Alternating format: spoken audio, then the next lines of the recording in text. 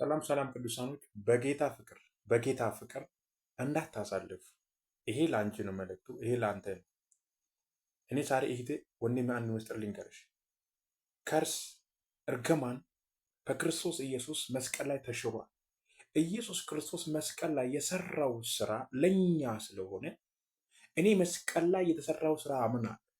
ስለዚህ አንድ ነገር ልንገርሽ፣ ከርስ በእኔ ላይ ስልጣን የለም እያላችሁ ኮፕሊንግ ሼር ኮሜንት ውስጥ ገብታችሁ እኔ ከእርግማን ተዋጅቻለሁ እያላችሁ 10 ጊዜ ሼር አድርጉ።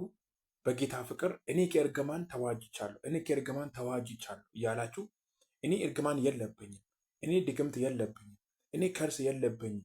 ለምን? እኔ ዘርን ቀይሬያለሁ፣ እኔ ቤተሰብን ቀይሬያለሁ። ቤተሰብን ደግሞ የቀየርኩት ደግሞ በክርስቶስ ኢየሱስ ነው።